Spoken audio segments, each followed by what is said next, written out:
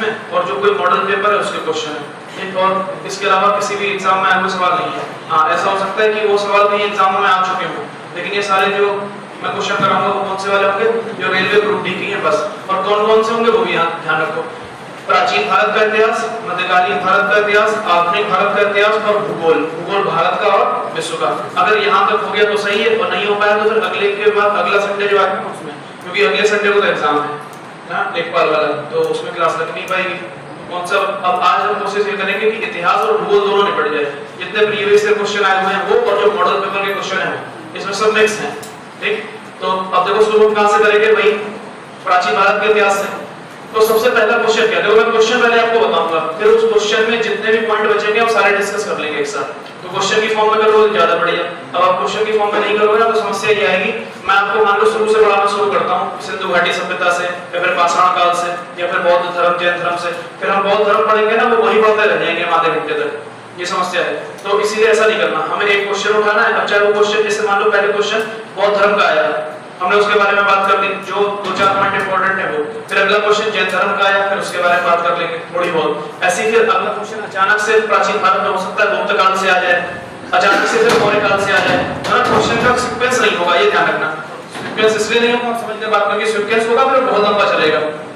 तो आप NCERT history पढ़ चुके हो पहले भी, तो आपको पता है कितने महीने चला हुआ, तो 3-4 महीने चलता है।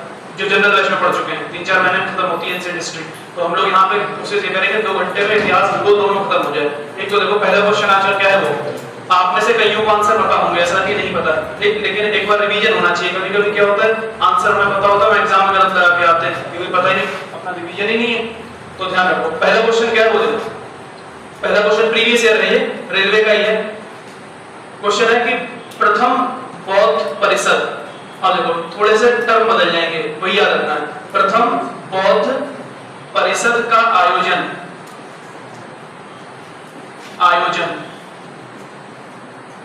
कहां किया गया, सवाल ये। अब यहाँ बौद्ध परिषद शब्द आ गया, जबकि आपने शब्द क्या पढ़ा है, बौद्ध संगीति का आयोजन ना। कोई फर्क नहीं पड़ता, दोनों बातें बिल्कुल सेम है, तो ध्यान रखना है। आपसे चाहे प्रथम बौद्ध परिषद पूछ दे, अब चाहे आपसे बौद्ध संगीति पूछ दे, ये एक ही बात है। और यहाँ तक कि आपसे वो बौद्ध बैठक भी कह दे तब भी वही बात है। संगीति का मतलब परिषद और बैठक होता है, ठीक। तो बौद्ध संगीति का आयोजन, ये आपसे सवाल पूछ रहा है। ऑप्शन देखो आपके पास क्या है, शुरू में ऑप्शन दे रहा हूं आपको, फिर आप बताना। पहला ऑप्शन वैशाली, दूसरा ऑप्शन पाटलिपुत्र, तीसरा ऑप्शन है राजगृह, और चौथा ऑप्शन है कुंडलवन। तो इसका आंसर क्या होगा, सबको मालूम होगा, ठीक, राजगृह। तो इसका मतलब पहली बौद्ध संगीति का आयोजन कहां हुआ, राजगृह। ये प्रीवियस ईयर क्वेश्चन है, तो बड़ा आसान सा क्वेश्चन, जिसने बौद्ध धर्म पढ़ा है। और बौद्ध धर्म जब पढ़ते हैं, मैं लास्ट में आपसे यही कहता हूं, बौद्ध धर्म में कुछ याद रखो ना रखो, एक चीज जरूर याद रखना, चारों बौद्ध संगीतियां कहां हुई हैं, क्योंकि सवाल यहीं से आता है। और जिस पेपर में ये सवाल आया था, लगातार 2 सवाल पूछे, प्रथम बौद्ध संगीति का आयोजन कहां हुआ, पहला पूछ लिया, अगला ही क्वेश्चन पूछ दिया, द्वितीय बौद्ध संगीति का आयोजन कहां हुआ। पेपर आता है कभी बताओ। और कभी-कभी देखो रेलवे का दिमाग है, जैसे चाहे वैसे क्वेश्चन पूछ देगा, पहला भी पूछा, अगला ही क्वेश्चन दूसरा वाला भी पूछ दिया उसी पेपर में, सेम पेपर ऐसे, ठीक। तो ध्यान रखो। तो पहले हमें पता चल गया प्रथम बौद्ध परिषद का आयोजन कहां हुआ था, राजगृह। अब यहाँ पर हम चारों बौद्ध परिषद एक बार देख लें। अब आप मुझे बताओ, मैं कहूं प्रथम बौद्ध परिषद, चल गया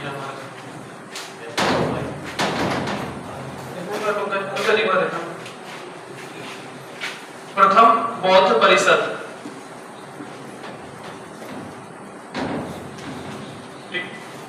अब ये बौद्ध परिषद देखो आयोजन कहां हुआ इसका, राजगृह में हुआ।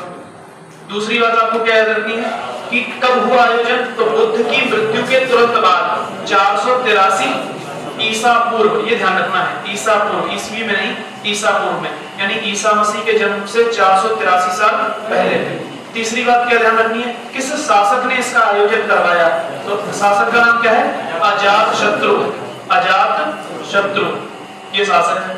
और अगली अंतिम बात ये कि इसका आयोजन जब हुआ तो इसकी अध्यक्षता किसने की, तो किसने की, महाकश्यप। किसने की, महाकश्यप, महाकश्यप। और इन्हीं को पाली भाषा में लिखा जाता है महाकश्यप, तो पहली बौद्ध संस्कृति के बारे में इतनी जानकारी रखनी है आपको, इससे ज्यादा नहीं। ये पहली बौद्ध संस्कृति हो गई जो अभी हम पढ़ रहे थे यहाँ पे। अब दूसरी बौद्ध संस्कृति देखो, जब दूसरी बौद्ध संस्कृति की बात आएगी तो क्या होगा, लिखते जाना इसको साथ साथ, मैं बिठाता चला जाऊंगा, मैं लिख पाऊंगा नहीं जनरल बैच की तरह या अपने यूपी पुलिस बैच की तरह, ये आपको अपने आप लिखना है। ये प्रीवियस ईयर है, इनको एक कॉपी में इसको नोट ही करते चले जाओ, आपके पास जितना बचेगा रेलवे ग्रुप देते टाइम पे बस रिवीजन कर लेना इसका, खूब सारे क्वेश्चन आएंगे इसी में से। पहली बौद्ध परिषद,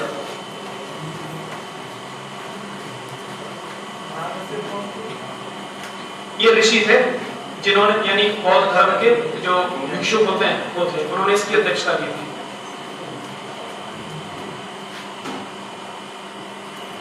इसके बाद आती है द्वितीय बौद्ध परिषद, सेकंड या बौद्ध संगीति। इसमें भी बिल्कुल सेम बातें लिखनी है आप। सबसे पहली बात ये कहां हुई, तो आप कहेंगे वैशाली में। कहां हुई है, वैशाली, नंबर 1। नंबर 2 बात कब हुई, तो 383 ईसा पूर्व में, यानी पहली बौद्ध संस्कृति के ठीक 100 साल बाद। इसके बाद इसका आयोजन किसने करवाया शासक में, कालाशोक, कालाशोक। और अगली बात किसने इसकी अध्यक्षता की, तो नाम है सवाकामी। ठीक, बौद्ध भिक्षु सवाकामी, इसकी अध्यक्षता सवाकामी ने की। ये द्वितीय बौद्ध संस्कृति की इंपॉर्टेंट बातें हैं। अब देखो, अब आपसे कोई पूछ दे कि पहली बौद्ध संस्कृति अजातशत्रु के संरक्षण में हुई, बिल्कुल सही बात है। अजातशत्रु कौन से वंश का शासक है, तो आप क्या कहोगे, हर्यक। कौन से वंश का शासक, ये बात भी आपको ध्यान रखनी है, ये हर्यक वंश का शासक है। कौन से वंश का, हर्यक वंश का। यहीं पर एक इंपॉर्टेंट बात, हर्यक वंश का संस्थापक कौन है, तो आप कहेंगे बिंबिसार। हर्यक वंश का संस्थापक कौन, बिंबिसार। एक ये छोटी बातें भी याद रखनी है आपको, हर्यक वंश का संस्थापक कौन है, बिंबिसार। ठीक, हमें हर्यक वंश यहाँ डिटेल में नहीं पढ़ना, बस ध्यान रखना है संस्थापक है बिंबिसार, और बिंबिसार का बेटा ही है अजातशत्रु, और अजातशत्रु ही हत्या करता है अपने पिता की।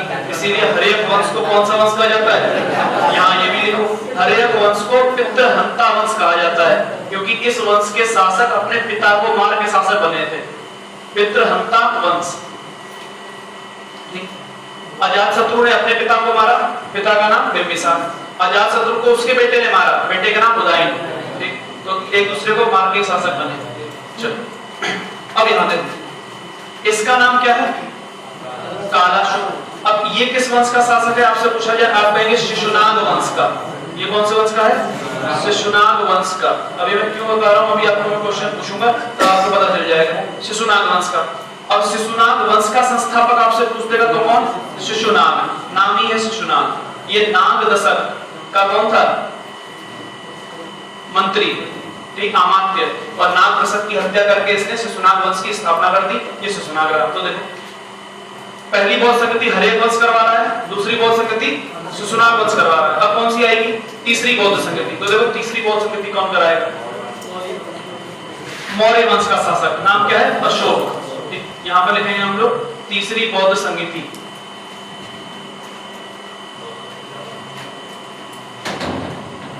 तीसरी बौद्ध संस्कृति या तीसरी बौद्ध परिषद।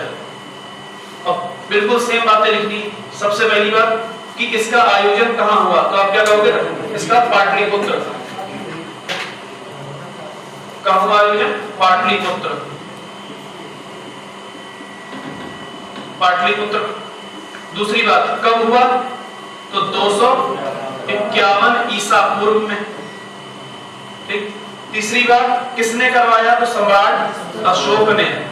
और चौथी बात इसकी अध्यक्षता किसने की, तो आप क्या कहोगे, मोगली पुत्र तिस्स ने। मोगली पुत्र तिस्स, इसने अध्यक्षता की है। ठीक, अशोक के संरक्षण में हुई है। मोगली पुत्र तिस्स ने अध्यक्षता की है। कब, 251 ईसा पूर्व, और कहां की है, पाटलिपुत्र में। ठीक है, राजधानी भी क्या थी, ये पाटलिपुत्र। अब बात कर लो अशोक की। अशोक कौन से वंश का शासक है, मौर्य वंश का। और मौर्य वंश का कौन से नंबर का शासक है, तीसरा।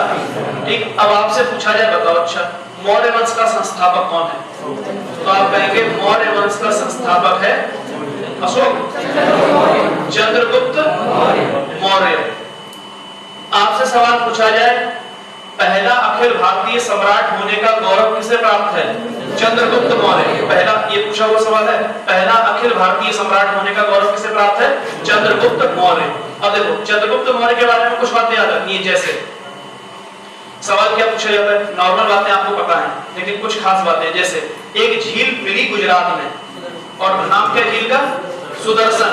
झील का नाम सुदर्शन झील। इधर देखो, यहां लिख देता हूं, इधर देखिएगा, सुदर्शन झील। कौन सी झील? सुदर्शन झील। आपसे सवाल ये पूछा जाएगा, बताओ सुदर्शन झील का निर्माण किस शासक के द्वारा करवाया गया था? चंद्रगुप्त मौर्य। इस बात का उल्लेख कहां मिलता है? जूनागढ़ के अभिलेख में। कौन से अभिलेख में? जूनागढ़ के। तो सुदर्शन झील का निर्माण सम्राट चंद्रगुप्त मौर्य ने करवाया था। इस बात का उल्लेख जूनागढ़ के अभिलेख में मिलता है। और जूनागढ़ का अभिलेख किसने लिखवाया था? रुद्रदामन। किसने लिखवाया था? रुद्रदामन। व्यक्ति का नाम है जिसने लिखवाया, रुद्रदामन। ये शक सम्राट था, रुद्रदामन। ठीक, रुद्रदामन के द्वारा लिखवाया गया। और इसमें उल्लेख है कि सुदर्शन झील का निर्माण शुष्क काठियावाड़ के शुष्क क्षेत्र में किस व्यक्ति ने करवाया? सम्राट चंद्रगुप्त मौर्य ने। ठीक, चलो, ये हो गया तीसरी बौद्ध समिति। अब देखिए चौथी, फोर्थ बुद्धिस्ट काउंसिल या चौथी बौद्ध समिति। हेडिंग कर, इनको नोट करते चलो।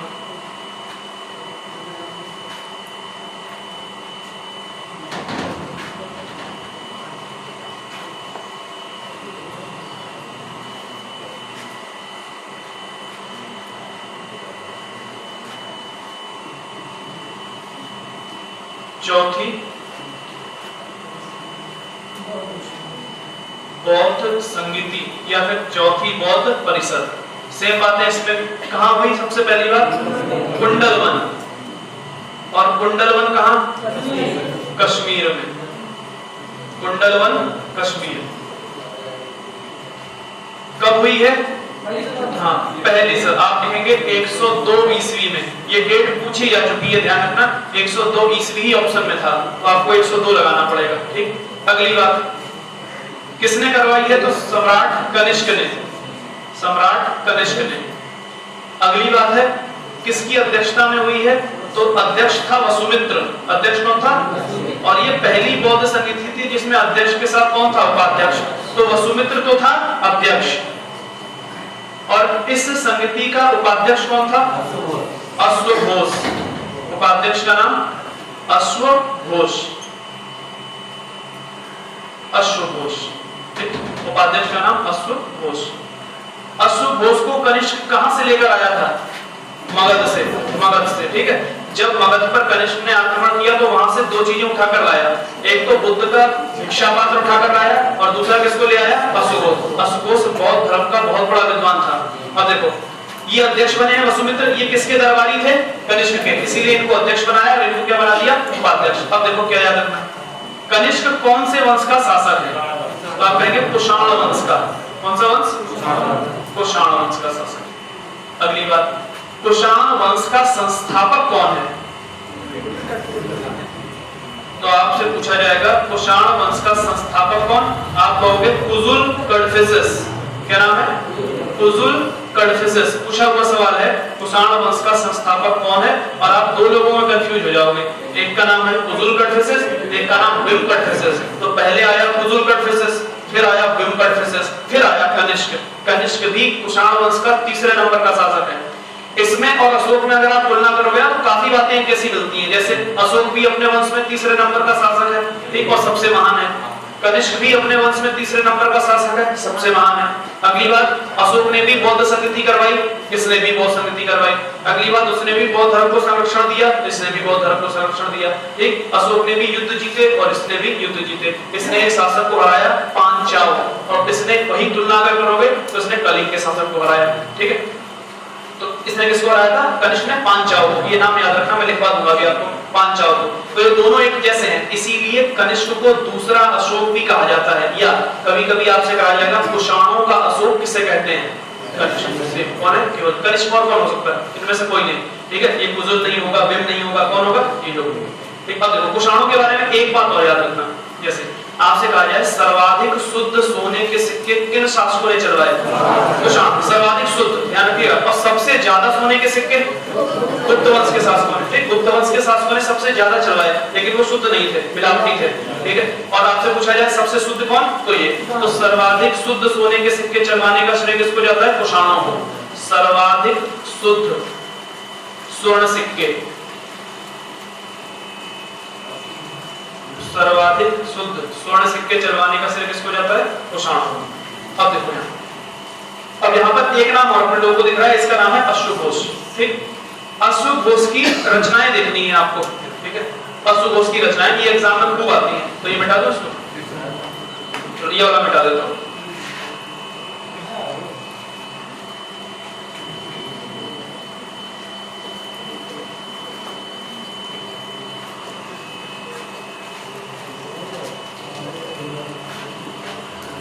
विद्वान का नाम क्या है? अश्वघोष। अश्वघोष की रचनाएं कौन कौन सी? नंबर 1, पहली रचना और सबसे इंपॉर्टेंट रचना, और एग्जाम में खूब पूछी जाती है, अभी ये एमटीएस के एग्जाम में भी पूछी गई है, बुद्धचरित। कोई बता रहा था मुझे एमटीएस का देके आया, तो बुद्धचरित पूछा गया है। खानवा का युद्ध पूछा गया है, कोई देके आया था, आपने बताया था शायद ना, चलिए कोई नहीं। और तराइन का युद्ध भी पूछा गया एमटीएस के एग्जाम में, एक आपसे कोई बता रहा था सुबह वाले में, आपने शायद बताया ना। हाँ, सुंग वंश का संस्थापक, ऐसे ही सवाल आते हैं, और ऐसे ही सवाल ग्रुप डी में आएंगे, कोई टफ नहीं आएंगे ज्यादा। तो देखो यहाँ पहली पुस्तक का नाम बुद्धचरित, अश्वघोष। दूसरी पुस्तक इसकी है सौंदरानंद। कौन सी? सौंदरानंद, ये भी इसी की पुस्तक है। और तीसरी और मोस्ट इंपोर्टेंट पुस्तक है सारिपुत्र प्रकरण। सारिपुत्र प्रकरण। अब देखो ना, एक ही बुक पे हम ध्यान देते हैं, बुद्धचरित पे, और वो सही भी कर देते हैं, लेकिन इन दो पे ध्यान नहीं देते, और कभी कभी ऐसे ही सवाल आ जाता है। तो ध्यान रखना, तीन ही पुस्तक याद रखनी है बस अश्वघोष की, बुद्धचरित, सौंदरानंद, सारिपुत्र प्रकरण, ये तीन पुस्तक याद रखना। अब एक व्यक्ति और यहाँ पे देखो, कौन? वसुमित्र। वसुमित्र की पुस्तक याद रखिएगा। वसुमित्र की पुस्तक का नाम है महाविभास। क्या नाम है? वसुमित्र की पुस्तक का नाम है महाविभास। महाविभास। ठीक, आपसे अगर सवाल पूछा जाए बौद्ध धर्म का विश्वकोश किसे कहा जाता है? महाविभास। बौद्ध धर्म का विश्वकोश या फिर बौद्ध धर्म का महाकोश, एक ही बात है। किसे कहा जाता है? तो आप कहेंगे महाविभास को। किसने लिखी है? वसुमित्र ने। ठीक, इतनी बातें यहाँ पर इनकी हो गई। और कुषाणों में दो बातें याद रखना, एक संस्थापक कौन है, और सर्वाधिक शुद्ध सोने के सिक्के किसने चलाए? कुषाणों। अब कनिष्क की बात करो। कनिष्क ने एक शासक को हराया, उस शासक का नाम था पांचाल। कहां का था वो? चीन का। ठीक, पांचाल। लेकिन ध्यान रखें, सवाल कैसा भी पूछे आंसर पांचाल होगा। सवाल दो तरह से आएगा कि किस चीनी जनरल ने कनिष्क को हराया, नंबर 1, तब भी आंसर क्या होगा? पांचाल। क्योंकि जब पहला युद्ध हुआ तो उसमें कौन जीत गया? पांचाल। फिर दूसरा युद्ध हुआ, उसमें कौन जीत गया? कनिष्क। तो कनिष्क ने किस चीनी जनरल को हराया, तब भी आंसर होगा पांचाल। दोनों कैसा भी पूछेगा आंसर पांचाल होगा। पांचाल कौन है? चीनी जनरल, यानी चीनी शासक है। ठीक है, चीनी जनरल पांचाल किसको हराया, और कनिष्क ने रेशम मार्ग पर कब्जा कर लिया, और उसके बाद इन चाइनीजों से टैक्स वसूला। किसने? कनिष्क ने। एक बात और, कुषाण वंश का संबंध कौन से कबीले से है? यूची। कौन सा कबीला? यूची। ये भी याद रखना है, बस अंतिम बात यही है, ज्यादा इसमें नहीं पढ़ना। यूची कबीला, ये अपने पास चारों की चारों बौद्ध संगतियां हो गई। ठीक, अब देखो, बताइए बौद्ध धर्म कई शाखाओं में बटा हुआ है, और मुख्य रूप से वो दो शाखाओं में बटा। हालांकि बाद में और भी शाखाओं में बटा, लेकिन वो बाद में। शुरुआत में कितनी शाखाओं में बट गया? 2। तो ये जो शाखाओं में बटने का काम शुरू हुआ, वो चौथी बौद्ध संगति से शुरू हुआ। चौथी से सवाल यही पूछा जाता है, कौन सी बौद्ध संगति में बौद्ध धर्म हीनयान और महायान में बट गया? आप होंगे चौथी में। कौन सी बौद्ध संगति में? ठीक, तो देखो बौद्ध धर्म की अगर शाखाओं की बात करो तो मुख्यतः कितनी शाखाएं हैं? 2 मुख्य रूप से। उसके बाद और भी आई है बाद में, लेकिन मुख्य रूप से कितनी? 2। एक शाखा का नाम हीनयान और एक शाखा का नाम महायान। महायान, आपसे तो सवाल बस कितना सब पूछ के खत्म हो जाएगा, हीनयान महायान। लेकिन ध्यान रखो, हीनयान वो लोग हैं जो बुद्ध को भगवान नहीं मानते। ठीक, इनका क्या कहना है? बुद्ध भगवान नहीं है। तो फिर कौन है बुद्ध? बुद्ध भगवान नहीं, बल्कि बुद्ध कौन है? बोधिसत्व। कौन है? बोधिसत्व का मतलब होता है जो आपको सही मार्ग दिखाने आया है। वो व्यक्ति होता है बोधिसत्व। ईश्वर ने भेजा है, पहली बात तो ईश्वर ने नहीं भेजा, सिंपल कहते हैं बोधिसत्व है, सही मार्ग दिखाने आया, सच्चाई का रास्ता, ठीक, वो बोधिसत्व है। बोधिसत्व है बुद्ध, ये मानते ही भगवान है, नहीं मानते, पहली बात। दूसरा, ये बुद्ध की मूर्ति की पूजा नहीं करते, बल्कि बुद्ध के प्रतीकों की पूजा करते हैं। किसकी? प्रतीकों की। जैसे बुद्ध के प्रतीक क्या हैं? जैसे बुद्ध जब अपनी माता के गर्भ में थे तो प्रतीक चिन्ह क्या लगाया गया? हाथी। बुद्ध का जब जन्म हुआ तो कमल, बुद्ध जब युवावस्था में आए तो सांड, बुद्ध ने जब घर छोड़ा तो घोड़ा, बुद्ध को जब ज्ञान प्राप्त हुआ तो पेड़, कौन सा? पीपल का, ना, बोधि वृक्ष इसको कहते हैं, ठीक। उसके बाद बुद्ध ने अपना पहला उपदेश दिया, उस घटना को कहते हैं धर्म चक्र परिवर्तन, और वो उपदेश कहाँ दिया? सारनाथ में, ठीक। और उसी घटना को धर्म चक्र परिवर्तन कहा जाता है, उसका चिन्ह है चक्र। बुद्ध के पहले उपदेश का चिन्ह क्या है? चक्र। चक्र से प्रदर्शित करते हैं कि नाम ही क्या है? धर्म चक्र परिवर्तन, ठीक। इसके बाद अगली बात क्या कि बुद्ध को निर्वाण प्राप्त हुआ। निर्वाण का मतलब होता है कि व्यक्ति पूरी तरह से सत्य को जान चुका है, बस अब दुनिया से जाएगा, ठीक। यानी दुनिया में रहते हुए सत्य जान लेना और दुनिया में रहते हुए अपनी इच्छाओं पर नियंत्रण स्थापित कर लेना ही क्या कहलाता है? निर्वाण कहलाता है। तो बुद्ध को निर्वाण प्राप्त हुआ, इसको किससे प्रदर्शित किया गया? पद चिन्ह, पैरों के निशानों से। और जब बुद्ध की मृत्यु हो गई उसे कहा गया महापरिनिर्वाण, और उसे किससे प्रदर्शित किया गया? स्तूप। तो जो मैंने अभी चिन्ह बोले हैं ना लाइन से, इन चिन्हों की पूजा करते हैं ये लोग, इन प्रतीकों की पूजा, बुद्ध की मूर्ति की पूजा नहीं। अब यहाँ पे ठीक उल्टा है महायान में। महायान पहली बात तो बुद्ध को भगवान मानते हैं, बुद्ध को भगवान मानते हैं और भगवान की तरह ही बुद्ध की पूजा करते हैं। दूसरी बात, प्रतीकों की नहीं, प्रतीकों की पूजा तो करते ही करते हैं, मूर्ति की पूजा भी करते हैं, बुद्ध की मूर्ति की पूजा, ठीक। अब ध्यान से सुनो, अब यहाँ से फिर एक सवाल बनेगा। ये सवाल हालांकि कुषाण वंश का ही है लेकिन बुद्ध से जुड़ा हुआ है। उस सवाल क्या? बुद्ध की सबसे पहली मूर्ति कौन सी कला में बनी? ठीक, दो कलाएं हैं, मूर्ति कला दो प्रकार की है बुद्ध से संबंधित, एक गांधार और एक मथुरा। तो आपसे सवाल यह है सबसे पहली मूर्ति कौन सी कला में बनी? मथुरा कला में। कौन सी? मथुरा। तो बुद्ध की पहली मूर्ति, ध्यान रखना, बुद्ध की पहली मूर्ति बनी मथुरा कला में, मथुरा कला शैली, ठीक, ध्यान रखना, इसको लिख लेना। और बुद्ध की सबसे ज्यादा मूर्तियां गांधार कला में, सबसे ज्यादा मूर्तियां अगर पूछी जाएंगी आपसे तो आप कहोगे गांधार कला शैली में, ठीक, गांधार कला। बस इतना याद रखना है, इन मूर्तियों के कला के बारे में हम डिटेल में नहीं पढ़ेंगे, पर इतनी बात है, बुद्ध की पहली मूर्ति मथुरा कला में बनी और सबसे ज्यादा मूर्तियां गांधार कला में बनी, ठीक। मूर्ति बनाने की कला शैलियां हैं ये,